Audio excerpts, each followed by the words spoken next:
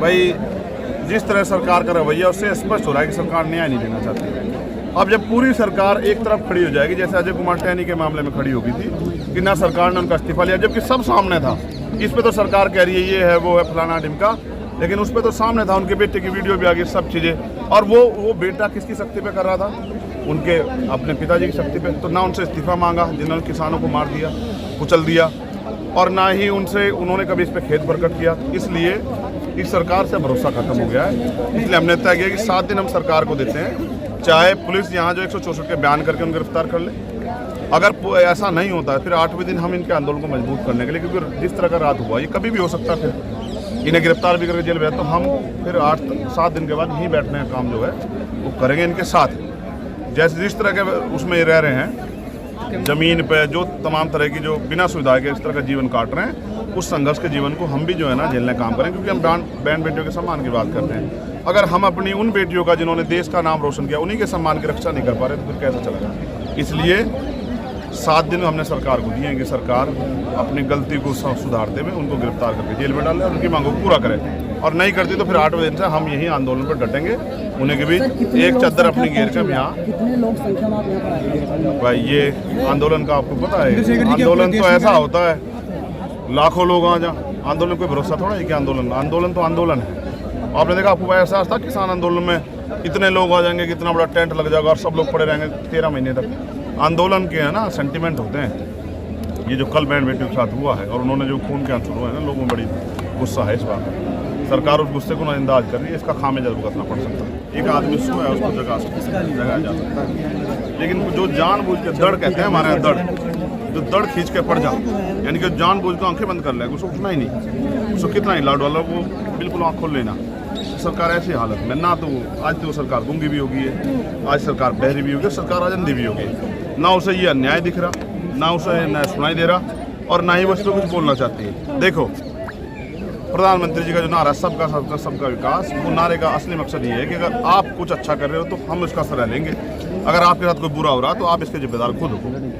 ठीक है, सरकार उनकी है, ताकत उनके पास है, हम लोग तो संघर्ष ही कर सकते हैं ना। लेकिन अगर वो वास्तविकता में बेटियों के सम्मान की बात करते तो आज बताओ, जिन बेटियों ने देश को गौरवान्वित किया, आज उनको ऐसा क्यों कहना पड़ रहा है कि मेडल वापसी करेंगे? आज इतनी बुरी हालत हुई, कल उनके साथ क्या नहीं हुआ है मैं तो कह भी नहीं सकता। जिस तरह से उनको जो है अपमानित किया गया, जिस तरह से गलत तरीके से उनको छुआ गया, जिस तरह से उनको धक्के दिए गए, जिस तरह शराब पी के पुलिस के लोग घूम रहे थे, ये सब एक षड्यंत्र का पार्ट। उनको डराया जा रहा है, उनकी हिम्मत को तोड़ा जा रहा है। और हम ये बार बार हम लोग इसलिए आते हैं जब ऐसे इस तरह के मामले होते हैं कि उनकी हिम्मत को बढ़ाया जाए। अगर वो लड़ना चाहते हैं तो अपने आप को देखो, अगर लोग डर गए हमारे क्या तो मान लो तो हार और ठान लो। अगर उन्होंने मान लिया कि भाई हम जीत नहीं सकते तो लड़ाई खत्म हो जाएगी, फिर तो कोई लड़ ही नहीं पाएगा। बात से ऐसा नहीं लग रहा कि असुरक्षा देखने को मिल रही है, साफ तौर पर मार पिटाई भी की गई, सर फोड़ दिया गया। जो जिन पे रक्षा की जिम्मेदारी है और वो ही मारपीट करने लग जाए फिर कोई क्या कर सकता है बताओ? अच्छा, अगर उनसे कोई भिड़ेगा तो वो कहेंगे देखो भाई पुलिस के साथ मारपीट कर रहे हैं या पुलिस को रोकने का काम कर रहे हैं, उन पर 100 हथियार है। भाई देखो, मुकदमा पुलिस लिखती है, धाराएं पुलिस लगाती है, कुछ लिख दो, चाहे निर्दोष में मुकदमा लिख दो, तो मैं तो यहाँ अच्छा पुलिस का मैं समझता हूँ, पुलिस सरकार के अधीन है।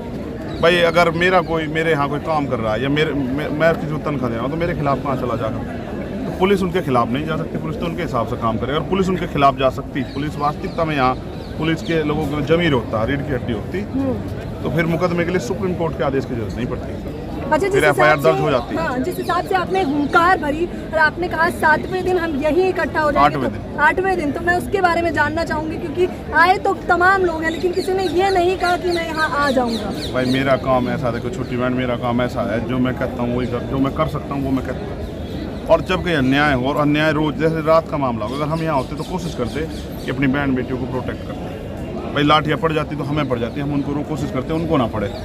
तो अब मुझे ये दिख रहा है कि अगर हम दूर दूर काम करते रहे और हमने इनको यहाँ छोड़ दिया तो इनके साथ कोई बड़ी घटना घट सकती है। तो जब लड़ना ही है, और हम तो लड़ने वाले ही हैं, हम तो लंबे समय से संघर्ष ही कर रहे हैं सड़कों पे तमाम तरह की चीज़ों में, तो हम फिर जब लड़ना ही है तो इनके साथ ही बैठ के लड़ लेंगे। तो 7 दिन हमने सरकार को दिया, 8वें दिन से हम खुद आ जाएंगे यहीं अपना आंदोलन चलाओगे।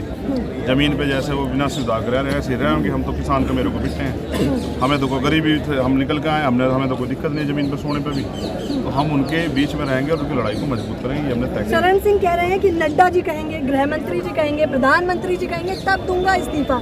जनता के कहने से उन्हें कोई फर्क नहीं पड़ रहा और न यहाँ बैठने से इसे पता चलता है कि बीजेपी को कोई फर्क खास पड़ नहीं रहा है। नहीं, इस बात को भी समझना पड़ेगा। जो उन्होंने कहा इस बात को अच्छी तरह समझो। वो कहना है अगर हमारी पार्टी का शीर्ष नेतृत्व करेगा तो मैं दे दूँ। देखो इस बात को समझो, ऐसा नहीं बीजेपी में महिला मंत्री ना हो, महिला सांसद ना हो, महिला विधायक ना हो, सब है उनके पास। लेकिन बताओ किसी की हिम्मत है क्या वो एक सिंगल लाइन इन बहनों के लिए कह दे, और चाहे वो हाथरस का मामला हो। देखो उनके यहाँ क्या है, वो पार्टी गाइडलाइन से बाहर नहीं निकलते हैं। अगर उनकी पार्टी एक मत होकर उनके पक्ष में खड़ी है तो वो चाहे वो महिलाएं हों पुरुष हों कोई फर्क नहीं पड़ता। फिर चाहे उनके सामने रेप हो जाते हो जाए उन्हें कोई फर्क नहीं पड़ता।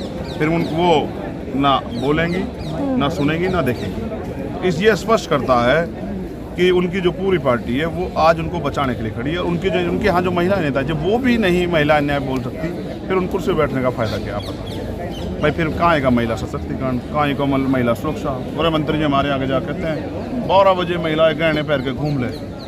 उत्तर प्रदेश में कहाँ पहले घूम, दिल्ली बड़ा में सा नारा है, मेरा ईमान महिलाओं का सम्मान। ईमान होता तो सब कुछ ठीक रहता। ईमान तो है ही नहीं। ईमान खातर तो बहुत संघर्ष करना पड़ा है। जिनका अंत में सत्ता हो उनका कोई ईमान वो नहीं होता। ठीक है, धन्यवाद। अच्छा, तो अब क्या होने वाला है? बस आखिरी सवाल, अब आगे क्या होगा? संघर्ष। हाँ। भाई बहुजन समाज के लोग कर ही क्या सकते हैं, आप ये भी समझना। जो सत्ता में नहीं है वो तो संघर्ष ही कर सकते हैं। हम संघर्ष ही करेंगे। जैसे हम यहाँ के लिए संघर्ष करें ऐसे हम सड़कों पर इसलिए भी संघर्ष कर रहे हैं कि लोग समझें कि जब तक ये ताकतवर लोग नहीं सत्ता से बेदखल होंगे तब तक न्याय नहीं हो सकता। सब्सक्राइब करिए हमारा चैनल लोक समाचार और बेल आइकन दबाना ना भूलें ताकि लेटेस्ट वीडियो सबसे पहले आप तक पहुंचे।